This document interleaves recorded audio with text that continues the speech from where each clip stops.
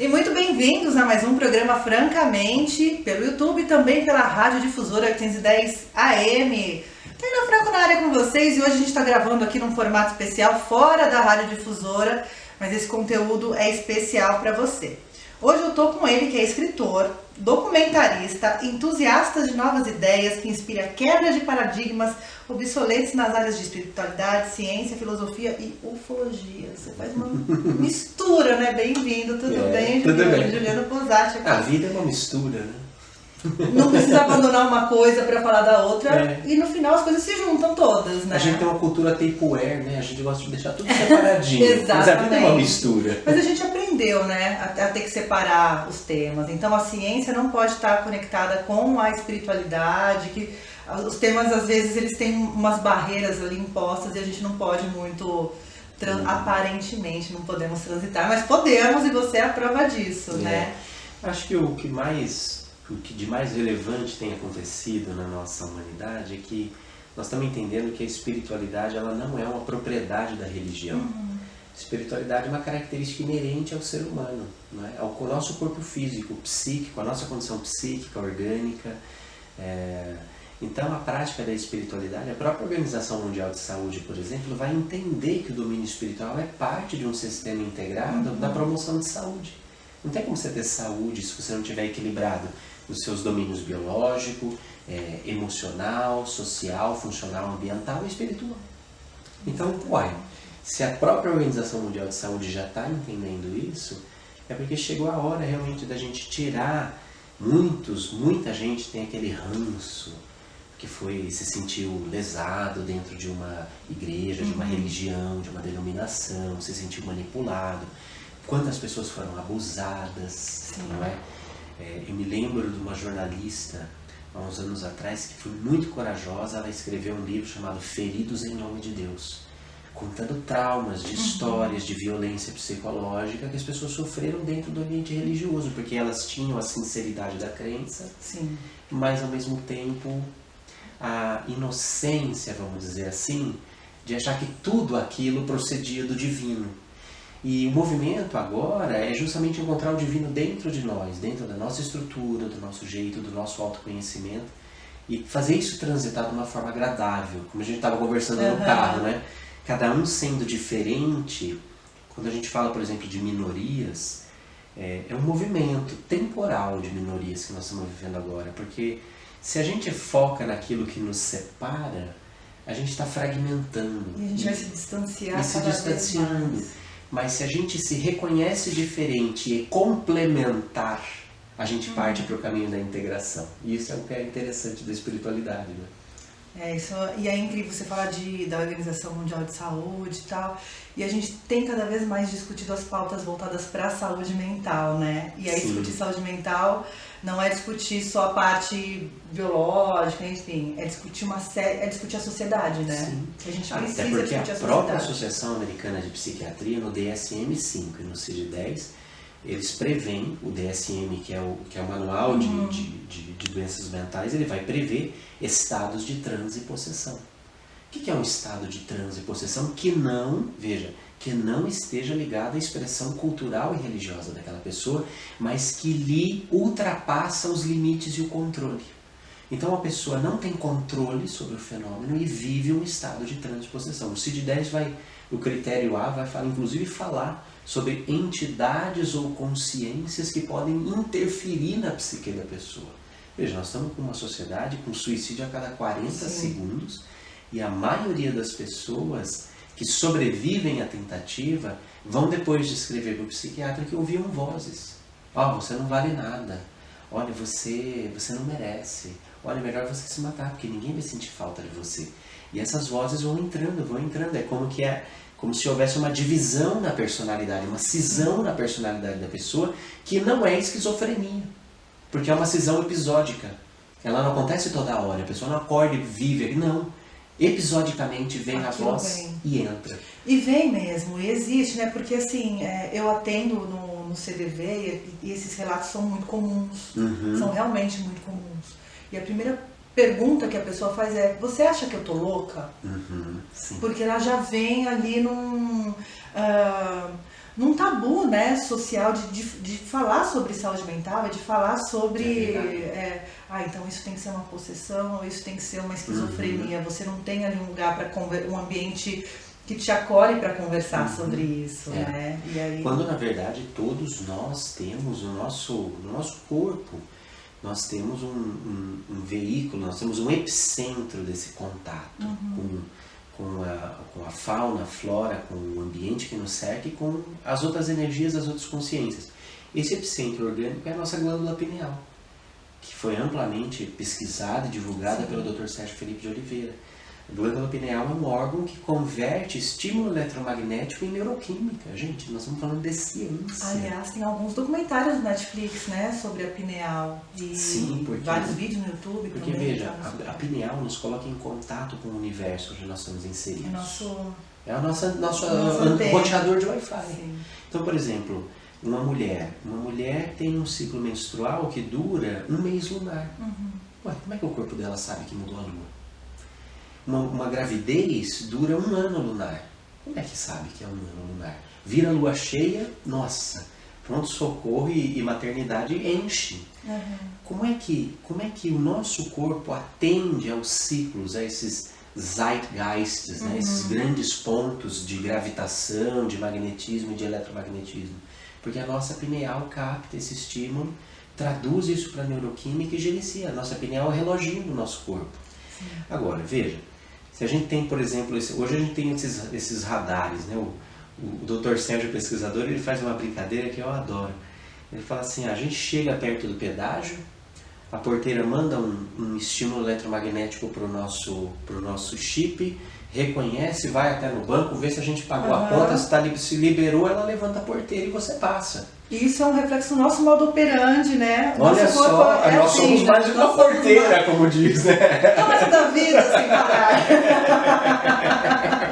Ou sem parar, você está perdendo a oportunidade de patrocinar o programa da Tainá aqui, porque, Ou do Posati aqui, que ele vai explicar isso com super detalhe, né? Gente, eu vou chamar uma musiquinha e a gente já volta aqui com o Juliano Posati hoje no Francamente. Legal. E voltamos aqui com o Francamente, hoje com o Juliano Posati. Ele faz de tudo, né, gente? Ele escreve, ele tem o canal no YouTube, tem o Posati Filmes, faz documentário. E, como ele não para quieto um minuto, aqui o nosso papo hoje é sobre essa peça que vai rolar no Teatro Politeama. Encontros Impossíveis. Me conta, que encontro impossível é esse? A gente está trazendo o ator Renato Prieto, que é aquele... Se você assistiu aquele filme Nosso Lar, que é baseado na obra de Chico Xavier, tem um personagem principal lá que é o André Luiz. O Renato interpretou esse personagem no cinema. Isso deu vamos dizer, foi um primeiro trabalho dele que deu uma alavancada na carreira. E depois ele fez outros trabalhos, o Renato é de uma linha de teatro muito legal. E agora com essa peça, Encontros Impossíveis, ele está trazendo uma abordagem mais universalista, vamos dizer assim.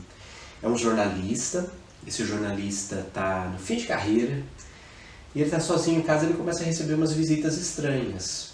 De repente bate o Freud para conversar com ele, aí aparece o Chico Xavier, aparece o Gandhi, mais o Teresa de Calcutá e começam os diálogos. Gente, acho que eu preciso melhorar os convidados da minha casa, porque olha só quem ele recebe. Pois é. Não, mas ele recebeu por uma razão muito especial que vai ficar clara no fim da peça, não posso dar spoiler. Você que é jornalista. E é muito legal, porque os diálogos vão se desenvolvendo dentro dessa perspectiva dele, que é uma pessoa crítica, uma pessoa com nível cultural legal, e ele não está compreendendo o que está acontecendo com ele está muito desgostoso com a vida, com o mundo e tal. E um momento de questionamento que todo mundo passa, né? A maior parte das pessoas passam por um período de questionar o porquê estamos aqui, para que serve tudo isso. Eu passo período todo dia. Pô, levanta da cama e fala, por quê? Por quê? E aí vai descobrindo o significado. Podia ter sido jogador de futebol, podia estar com cobertura lá em Dubai. Por quê? Por que essa vida?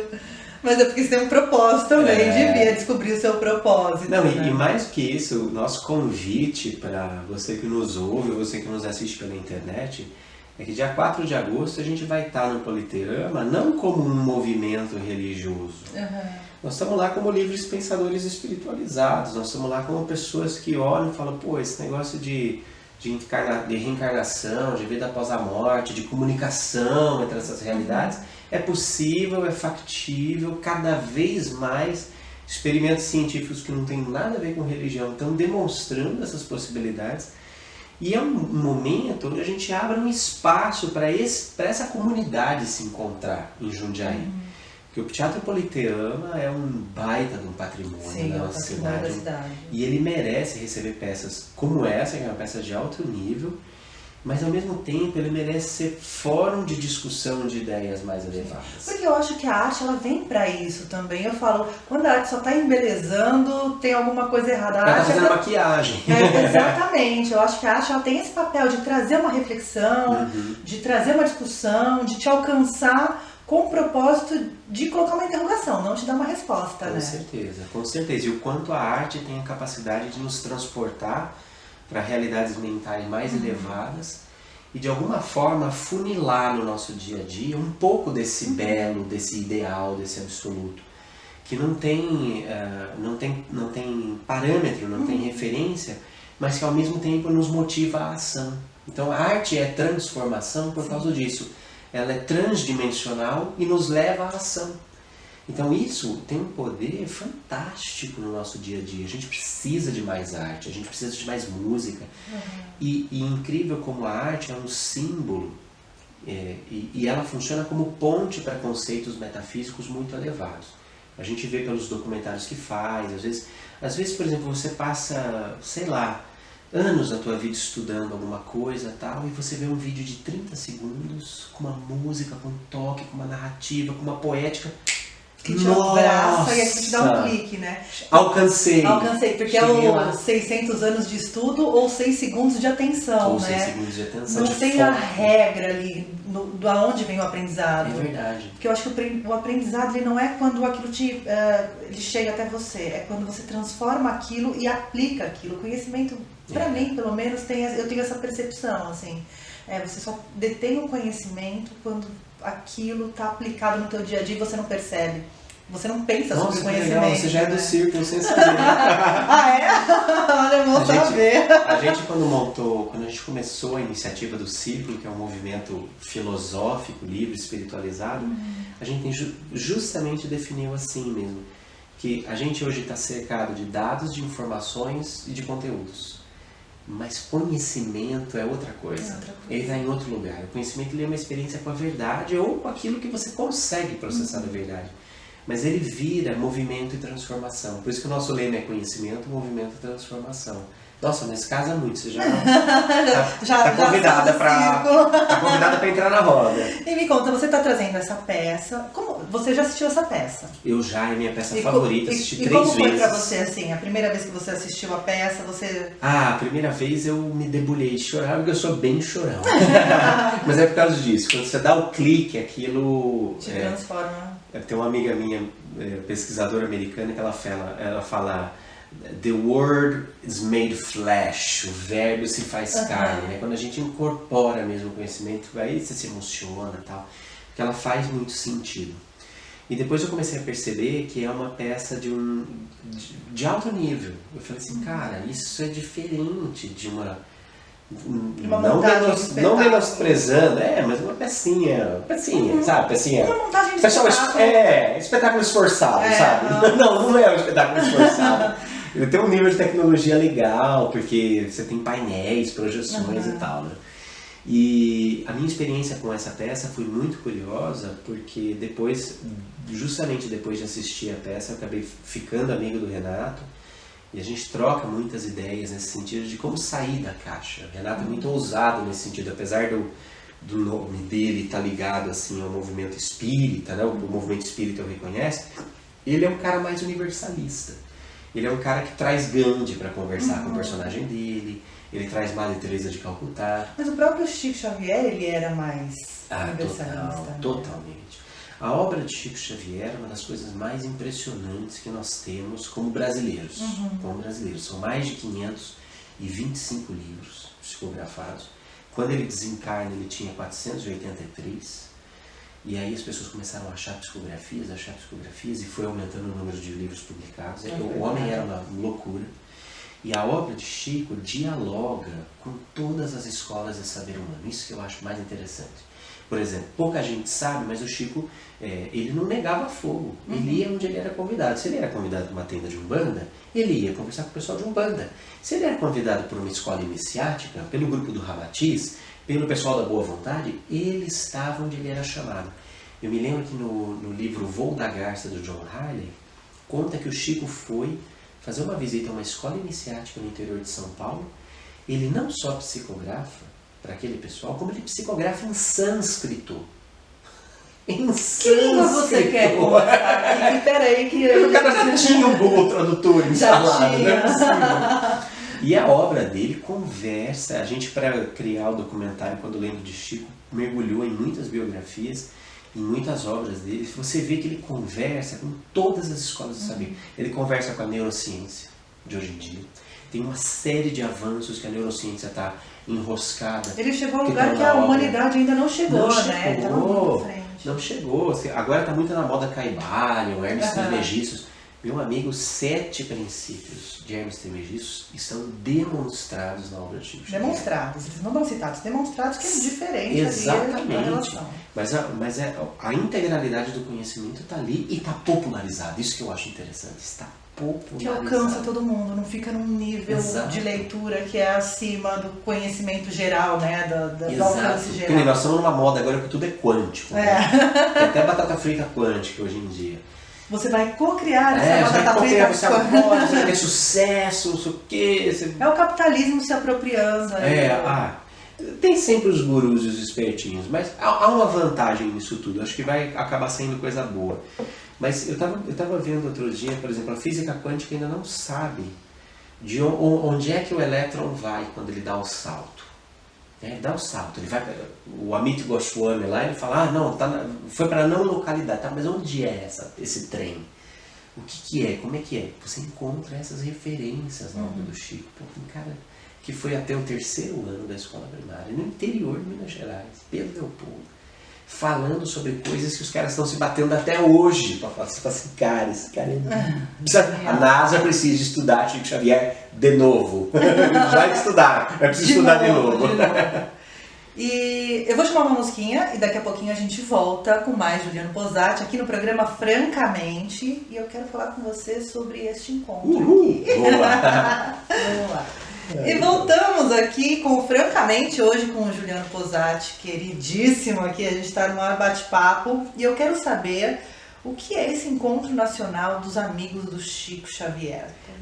Isso daí foi um convite que a gente fez. Esse pessoal, o Chico imitava Jesus em muitas coisas, sabe? E uma das coisas eu falo assim, Jesus pregava para 5 mil pessoas, mas na hora de mandar mesmo os caras representando o nome dele, ele mandou só 72. Só? Dos 72 ele tira 12, para ensinar um pouco mais. Dos 12 ele leva 3 para transfiguração. E dos 3, só 1 deita no peito dele na última ceia. Então, parece que esses grandes mestres, eles têm um cuidado com a gente de não escandalizar ou não chegar quebrando. Então, como aquele princípio hermético, leite às crianças, carne aos homens formados. A cada um o alimento necessário para aquele momento. E o Chico tinha um grupo de amigos próximos com quem ele confidenciava muito mais coisas. O Chico, na época dele, pouco falava, por exemplo, de seres extraterrestres, de outras comunidades da nossa galáxia, mas para os amigos fechados ele falava, porque a própria obra dele fala. O segundo livro dele, né, Cartas de uma Morta, que é a mãe dele que psicografa para ele, a mãe dele fala que agora que ela desencarnou, que ela chegou no plano astral, a primeira coisa que ela pediu foi para dar uma volta em Saturno. E os caras levam ela, e ela vai descrever um plano de vida, uma dimensão diferente da nossa, o que é que rola, como é que é. Então são coisas muito interessantes. O Chico tinha esse costume. Para os amigos próximos, que ficavam para depois das sessões espíritas tradicionais, na mesinha, com bolinho, café, pãozinho de queijo, ali a coisa andava. E esses amigos, eles decidiram fazer esse encontro anualmente. Esse ano vai ser o 12º Encontro Nacional dos Amigos Chico Xavier. São pessoas que conviveram com ele, que têm intimidade com a obra dele, que tinham intimidade com a personalidade dele, porque o Chico não era uma pessoa boba, né? Um bobinho, inocente. Ele era uma pessoa extremamente crítica, extremamente forte, extremamente estrategista firme, também, né? um baita estrategista, com certeza. E eles mantêm essa memória. E nós, como o ano passado nós gravamos aqui em Jundiaí, na Fazenda Ribeirão, o documentário Quando Lembro de Chico, nós falamos, puxa, que legal seria se a cidade fizesse um tributo a esse pensador. Não é um chefe de uma religião, não tem nada a ver com isso. Ele é um pensador, ele é um cara que deixou um exemplo que merece ser discutido, merece ser trazido em pauta, merece ser conversado. Uma obra que, como eu disse, dialoga com todas as escolas de saber. Então a gente falou, pô, vamos fazer esse encontro. Agora, tem uma premissa dos Amigos do Chico. O encontro é gratuito. Então ele é aberto a toda a população. A população pode ir quando quiser. Só que nós temos que pagar as contas. E aí nós bolamos uns eventos prévios. Esse evento do Prieto, no dia 4 de agosto, é um esquenta, vamos falar assim. É um esquenta, esse tem um ingressinho e tal, porque o valor vai ser revertido depois para a realização do encontro. Então assim... Lembrando que não é barato trazer uma peça de teatro, montar uma peça. Não. Você tem todo um custo e ainda vocês conseguem destinar a verba para o encontro. Sim. Né? Então, 4 de agosto a gente faz a peça com Renato Prieto, bilheteria 100% revertida para a Associação Círculo, que está empreendendo o Encontro do Chico. Aí 20, 21 e 22 de setembro tem o Encontro do Chico no Parque da Uva. Maravilhoso. Mas não é bom a gente lembrar assim, que não é um encontro de uma religião. É um encontro de todas as religiões, é um encontro de todos os saberes, um encontro de todas as pessoas que olham para Chico Xavier e falam assim, poxa, esse cara deixou um legado, faz sentido para mim. Posso ser católico, eu posso ser evangélico. Então, as barreiras, né, que a gente estava falando, não tem eu tenho essa religião, não posso... eu sou espírita, tudo que o Papa Francisco escreve, eu não posso descarto. ler. Nossa, o Papa Francisco é o máximo, o Papa é pop, gente. Você sabe que... Um Papa agregador, né? Mas ó, Dom Vicente também é pop, viu? A gente é meio carente de umas figuras carismáticas na área de religião, não tô falando em várias religiões, né? Acho que não só em religião. Mas pegando por esse lado de figuras que sejam uma referência e que sejam agregadoras, né? Porque tem umas figuras fortes que não são tão agregadoras. Sim. Quanto o Chico Xavier foi. Criam cisões, na verdade, né? Exatamente. E na verdade, o quanto nós precisamos ultrapassar isso. Você sabe que aos poucos a gente tem esse estilo, bem francamente. Bem francamente. Nosso estilo é bem francamente. Quando a gente lançou o documentário Quando Lembro de Chico, eu me lembro que nós fomos conversar com o bispo da Diocese de Jundiaí, Dom Vicente. E fomos, inclusive, com a comitiva da USE, União das Sociedades Espíritas. E nós representando a nossa produtora, os espíritas fizeram questão de ir também, e sentamos com o bispo. E falamos, olha, nós queremos fazer um cine solidário, fizemos em novembro, né? 1 quilo de alimento, assiste o filme e tal, prestigia. E aí a gente quer saber se as entidades de caridade católicas querem trocar os ingressos, porque eles já ficam para elas também o donativo. E ele achou o máximo a ideia. E olha, eu vou falar para você, eu desconfio que tava pau a pau ali, católico e espírita assistindo. Sério? Olha. Que bom. E que legal quando a gente consegue conversar, quando a gente consegue encontrar os pontos de integração. Sim. E não fragmentação. O lado que nos une. Você vai voltar no programa mais pertinho do evento? Você vai ficar por Jundiaí um pouquinho? Você vai sair de férias, tô sabendo, por isso que a gente tá fazendo esse formato especial, rapidinho. Mas quando você voltar de férias, a gente vai conversar mais sobre isso, mais perto do evento. Me caça a sua casa. Ai, que delícia. Eu quero falar de todos os seus livros, suas pesquisas, suas obras, muita coisa, gente. Dá site aí. 4 de agosto, então a peça Encontros Impossíveis, às 19 horas no Politeama. E para ter o ingresso, entra no ingressorapido.com.br, que aí ela já marca o lugar, já faz tudo certinho, vai ser uma... Só que tá acabando plateia. Então mas tem que correr para pegar a plateia. Muito bem, vou deixar o link aqui para vocês procurarem os ingressos de Encontros Impossíveis, que está imperdível, pelo que nós conversamos aqui.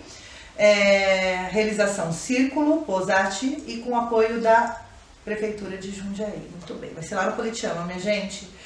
O Juliano vai voltar para conversar com a gente. Sempre. Obrigada, viu? Obrigada mesmo. Obrigado a você, Thay. Valeu. Gente, eu vou ficando por aqui.